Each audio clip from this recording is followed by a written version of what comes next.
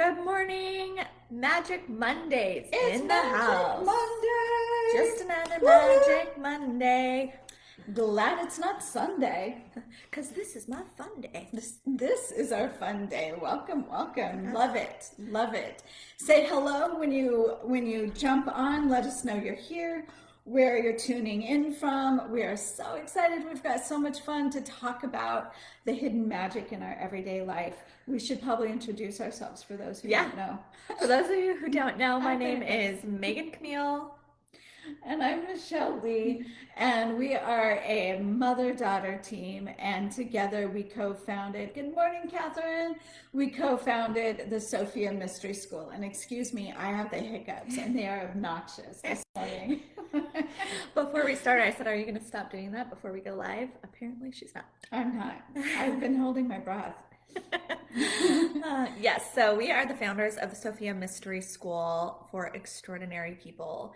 And we come in here in our free community of practical magic to inspire you all to live a little more magically. A lot more magically. A lot more magically, yeah. And so today, good morning, Julie, welcome. Today we're talking about finding the hidden magic in your life. And this is so important. This is something that we work on inside of Sophia Mystery School so that each day we're living in magic. And it doesn't matter if we're talking about business, our personal life, finances. Magic is always all around. And I wanted to give a little bit of a personal story of what it's like to shift from not seeing the magic to actually seeing the magic, for you to take this out into your own life and start practicing it yourself. Because it's important. Magic is all around all of the time. I mean, all the time. We're surrounded by magic all of the time. Yeah. Yeah. It isn't that you are having to create it or make it. It's actually learning to be susceptible and open and eyes like primed for it, right? It's already there. And so oftentimes what we're working on is helping people see what is already there by clearing the stories that are clouding it. And a really good example of this is like using it in our day-to-day life, right? Because we truly practice what we preach. And that doesn't mean that it's always necessarily easy. So I'm going to tell you this story. Me and my boyfriend had planned a trip to Sedona, a little romantic getaway. We're really close to Sedona, only like 2 hours away. And so earlier in the week, last week, we decided that we would go to Sedona. I was just craving nature. I was imagining all the great pictures I would take and share with Sophia Mystery School, and the vortexes that I wanted to visit, and the hiking we would do, and the picnics we would have. All of this really great outdoorsy, magical vision. And so we booked our hotel, and the day before we go, it's really cold all of a sudden here in Arizona. And really cold for us, yes. And so I'm like, if it's this chilly here in Phoenix, how cold is it going to be in Sedona? So I look up the weather, and it says Sedona is going to be freaking freezing. Literally snowing, raining. Snowing, yeah. And immediately I had this sinking feeling like, here we planned a magical getaway to be in nature, to connect with source again. And the dog is doing something in the background right now. She's being really naughty during my story. She is being so naughty. That was so naughty because she knows that we're stuck doing this video. So anyway, I'm in my pouty like, oh my gosh, we planned a magical and romantic getaway, and Mother Nature's fucking it up. And Megan texted me and she goes, I'm so sad and depressed that it's snowing in Sedona. It's going to be freezing. And I looked at my weather app, and it was literally showed snow. Yeah. So I mean, I was like, maybe we should just cancel. Maybe we should just Go plan it someplace for else? another time. I don't know what else we would do, but it's unusual that I have a weekend without my children, and so I wanted to make the best of it. And so here we were, driving up to Sedona Saturday morning, and right as we pulled into Sedona, it starts hailing, and he's like, wow, I don't think there's going to be any sort of hiking today. And I said, okay, well, we get to shift. There's something here for us, right? It is no accident that this weather came during the only weekend in March we have available to have a magical and romantic getaway. So we get to shift into seeing the magic. I know that magic is always around, that this is happening for us, not to us. And so let's just be open to every magical experience that is wanting to unfold that my humanness is rejecting right now. Right? So think back to a time when was your humanness rejecting the possibility that was already in front of you? Right? My humanness was so attached to picnics, hikes, sunny weather, vortexes, that I was truly shut down to any other possibility. I had already deemed any other possibility as crappy.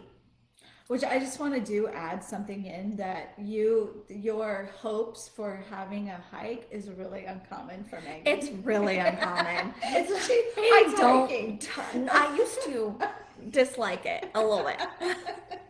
But now I'm open to a healthier lifestyle. And I was gonna walk my dog. I was gonna go hike. Hike and meditate in nature. Hike and meditate in nature, yeah. There she goes again. There she Duchess. Get down, Duchess, get down.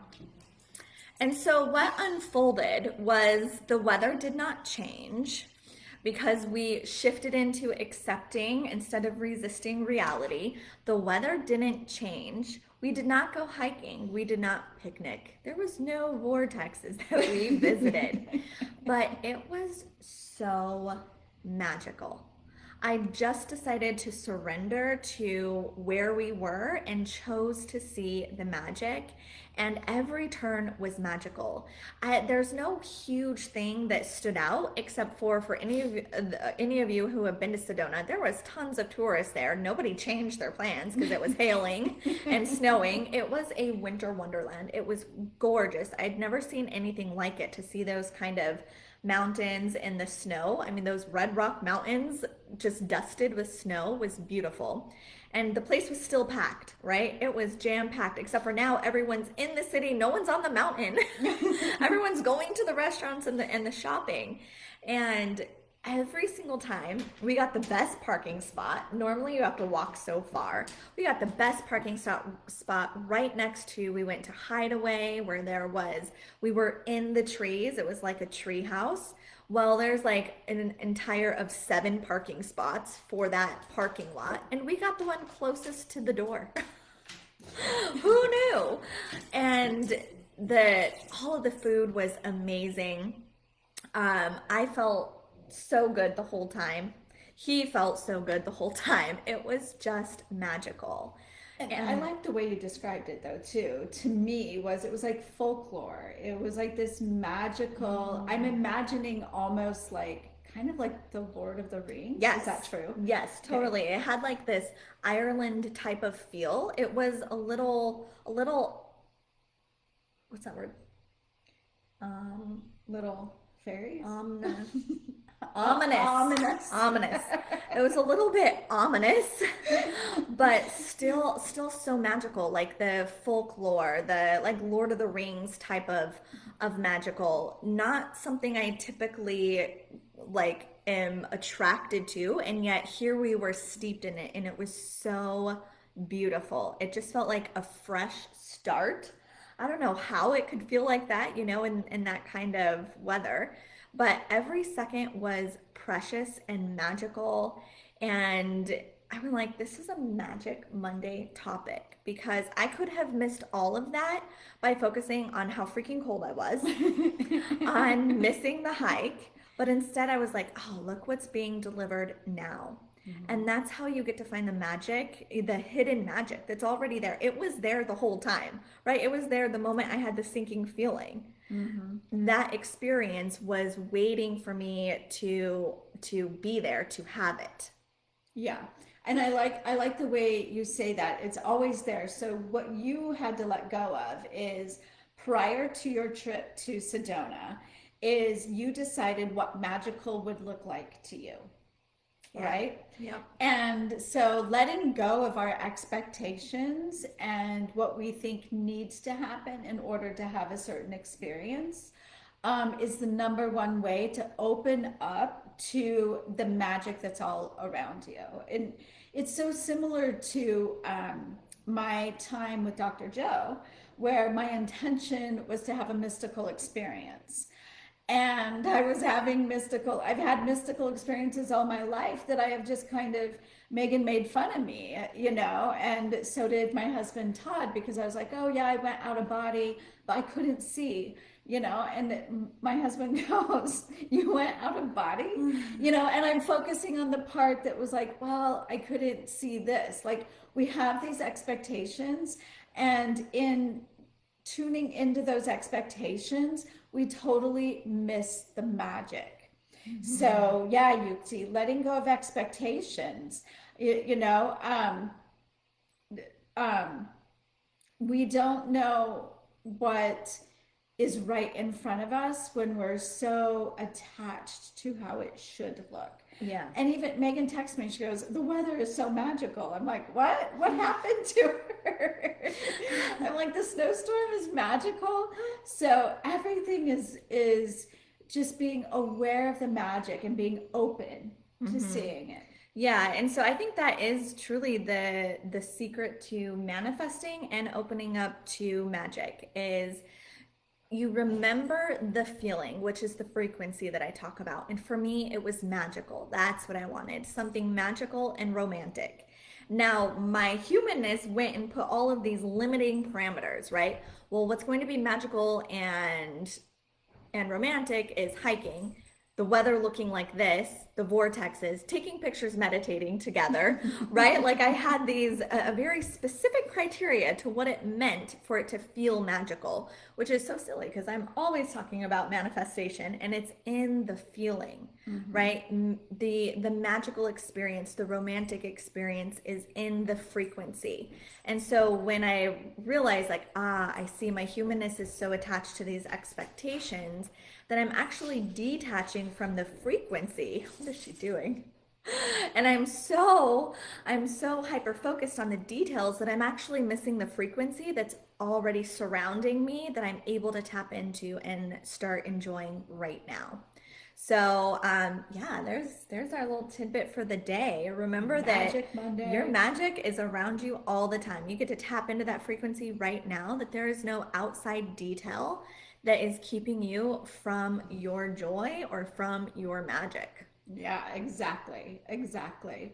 And so before we close today, we wanted to let you know that we're going to do a special live experience on Friday. We don't know what time yet, but for the spring equinox, which is on Saturday. So we will be going live Friday to do an activation, to set your intentions for new life, the fertility, what you're creating. It's going to be pretty amazing, but we'll be live in here Friday for that. And Tori will post exactly what time when we figured it out. So be ready, be ready to activate the magic of the spring equinox at the end of this week. Yeah, so excited.